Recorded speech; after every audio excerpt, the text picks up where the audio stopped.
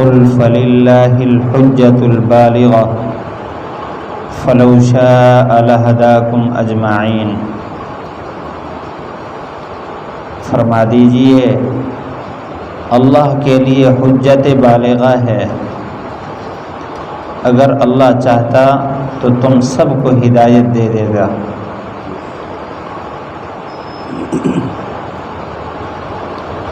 اس آیت کا پچھلی آیت کے ساتھ ربط ہے۔ پچھلی آیت میں مشرکین کی طرف سے ایک گھڑی ہوئی دلیل پیش کی گئی، اللہ تعالیٰ نے اس کے جوابات دیے۔ اگلی آیات تک یہ جوابات چلتے ہیں قل کے ساتھ، تقریباً 4-5 قل بیان فرمائے۔ الحمدللہ۔ ان میں سے یہ دوسرا ہے، وہ کہتے تھے کہ اگر اللہ چاہتا تو ہم شرک نہ کرتے، ہمارے آبا بھی شرک نہ کرتے اور ان جانوروں کو ہم حرام نہ قرار دیتے۔ پہلا جواب یہ دیا کہ کیا تمہارے پاس اس کی کوئی دلیل ہے؟ تم پیش کرو اس پر کہ اللہ تعالیٰ نے، اللہ کی چاہت یہی ہے کہ تم شرک کرو، تم تو محض خیالات کی اتباع کر رہے ہو۔ یہ اس کا دوسرا جواب ہے۔ فرمایا کہ اللہ تعالیٰ کی طرف سے مضبوط حجت اور کامل حجت قائم ہے کہ اللہ تعالیٰ نے تمہیں ہدایت کا راستہ بتا دیا۔ مفسرین فرماتے ہیں حجت بالغہ کا مطلب یہ ہے کہ اللہ تعالیٰ نے انسان کی پیدائش سے لے کر موت تک ہر لمحہ اللہ تعالیٰ نے اس کے لیے ہدایت کا انتظام فرما دیا ہے۔ جب بچہ پیدا ہوتا ہے اللہ تعالیٰ نے فطرت اسلام پر اس کو پیدا فرمایا، عام حالت پر نہیں پیدا فرمایا کہ جدھر چاہے جون سے حالات چاہے تو ادھر ہی متوجہ ہو جائے، خالی تختی پیدا نہیں فرمایا، بلکہ اس میں دین کی صلاحیت بیج رکھ دیا ہے۔ اس کے بعد البتہ اللہ تعالیٰ نے چھوڑ دیا، جس طرح کی حدیث میں ہے کل مولود یولد علی الفطرۃ فابواہ یحودانہ او ینصرانہ او یمجسانہ، کہ ہر بچہ فطرت اسلام پر پیدا ہوتا ہے، اس کے والدین اس کو یہودی نصرانی مجوسی بنا دیتے ہیں، یعنی وہ حالات سے خود متاثر ہوا ہے۔ اللہ نے اس میں دین کی صلاحیت رکھی، یہ بھی اللہ کی طرف سے حجت ہے۔ پھر اس کے بعد پیغمبروں کا، رسولوں کا سلسلہ جاری فرمایا۔ کوئی انسان ایسا نہیں ہے جس کے پاس اللہ کی طرف سے بالواسطہ یا بلا واسطہ پیغام نہ پہنچا ہو۔ انبیاء کا، رسول کا اللہ تعالیٰ نے پہنچایا ہے، اور اگر یہ بات نہ ہو تو اللہ تعالیٰ نے ساتھ عقل پیدا فرمائی انسان کی، اور اللہ تعالیٰ نے اس کے لیے جہان میں لاکھوں کروڑوں نشانیاں اپنی قدرت کی پیدا فرما دی، یہ بھی اللہ کی طرف سے حجت ہے۔ یہ ساری حجتیں ہیں، اور انسان پر روزانہ پیش آنے والے واقعات یہ باقاعدہ حجت ہیں۔ اور اللہ تعالیٰ نے پھر انسان کے لیے امتحان رکھا ہے، اس کے لیے خیر کا راستہ بھی رکھ دیا، شر کا راستہ رکھ دیا۔ وَلَنَبْلُوَنَّكُمْ بِشَيْءٍ مِّنَ الْخَوْفِ وَالْجُوعِ، یہ حالات بھی پیدا فرمائے کہ انسان کس طرف جاتا ہے۔ اور أَحَسِبَ النَّاسُ أَن يُتْرَكُوا أَن يَقُولُوا آمَنَّا وَهُمْ لَا يُفْتَنُونَ، تمہارا کیا گمان ہے کہ تم نے یہ کہہ دیا کہ ہم ایمان والے ہیں، اتنا کافی ہے، تمہارے اوپر آزمائش نہیں ڈالی جائے گی؟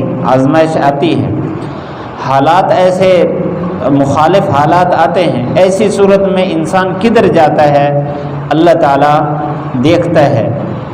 اور ایک جگہ اللہ تعالیٰ نے یہ بات فرمائی وَنَبْلُوهُمْ بِالشَّرِّ وَالْخَيْرِ فِتْنَةً، کہ اللہ تعالیٰ ہر موقع پر انسان کے لیے خیر اور شر سامنے لاتا ہے، اور یہ آزمائش ہوتی ہے انسان کے لیے کہ کون سا راستہ اختیار کرتا ہے۔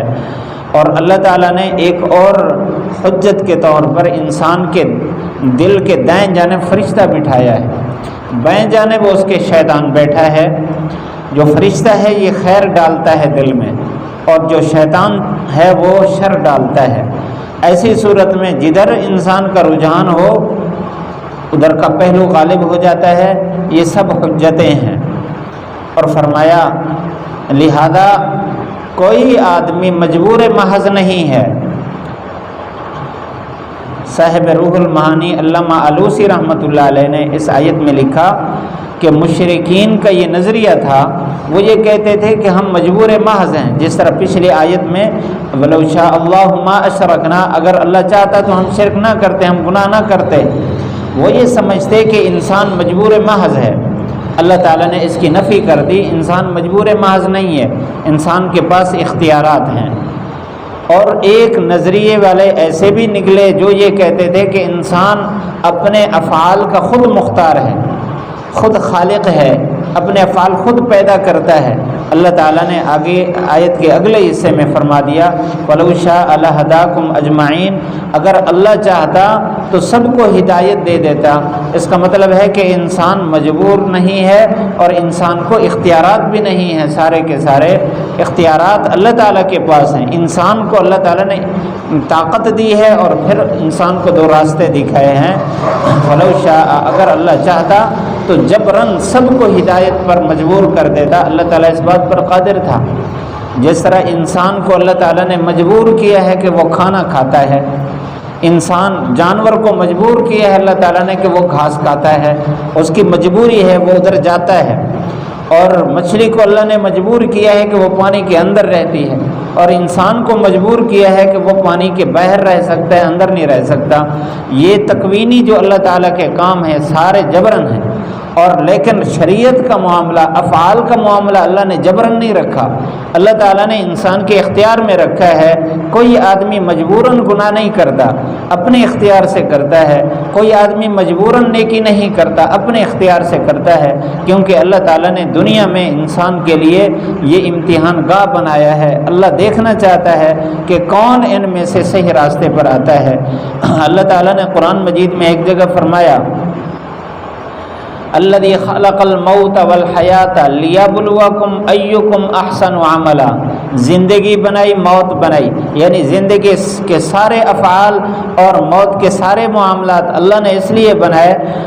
موت ہر وقت انسان کے ساتھ اوپر لٹکی ہوئی ہے۔ جو ایمان والا ہے وہ یہ تصور کرتا ہے کہ میری موت کا وقت متعین ہے، کسی وقت اچانک آ سکتی ہے، میں ایک لمحہ بھی آگے نہیں جا سکتا، ہر لمحہ اس کے اوپر موت کا کوڑا لٹکا ہوا ہے۔ تو اللہ تعالیٰ نے اس لیے یہ ترتیب بنائی، دیکھنا چاہتا ہے ایکم احسن عملا، تم میں سے کون اچھے عمل کرتا ہے۔ تو اللہ تعالیٰ نے اس آیت میں ہمیں یہ بات بتا دی کہ تمہیں اللہ تعالیٰ نے اختیار دیا ہے، اور اللہ کی طرف سے حجتیں مکمل ہو چکی ہیں۔ شاہ ولی اللہ محدث دہلوی رحمۃ اللہ علیہ، ان کی کتاب ہے حجت اللہ البالغہ، اسی آیت کے نام پر انہوں نے الفاظ پر انہوں نے کتاب کا نام رکھا ہے، بہت عظیم کتاب ہے۔ اس میں وہ فرماتے ہیں کہ اللہ نے انسان میں دو مادے رکھے ہیں، ایک ملکیت کا اور ایک بہیمیت کا، یعنی ایک انسان کے اندر صلاحیت فرشتوں کے ساتھ جڑتی ہے اور ایک ایسی صلاحیت ہے جو جانوروں کے ساتھ جڑتی ہے۔ اب ان کا آپس میں ہر وقت مقابلہ اور کشمکش رہتی ہے۔ ان میں سے جو صلاحیت غالب آئے گی ادھر اس کا تعلق بنے گا۔ اگر ملکیت اس کے اندر نیکی اور پاکیزگی اس پر غالب آ گئی تو اس کا تعلق فرشتوں کے ساتھ ہو جائے گا، اور اگر اس کے اندر وہ جانوروں والے جذبات اگر غالب آ گئے تو پھر یہ ملکیت سے ٹوٹ کر یہ جانوروں کے ساتھ مل جائے گا۔ تو ہر وقت انسان کا امتحان ہے۔ اللہ تعالی ہم سب کو ہدایت کا اعلیٰ درجہ نصیب فرمائے، ہر لمحہ اللہ ہماری حفاظت فرمائے۔ پڑھ لیجیے قل فللہ الحجۃ البالغۃ فلو شاء لہداکم اجمعین۔ قل فرما دیجئے فللہ الحجۃ البالغۃ، اللہ کے لیے ہے کامل حجت، فلو شاء اگر اللہ چاہتا، لہداکم اجمعین ہدایت دیتا تم سب کو۔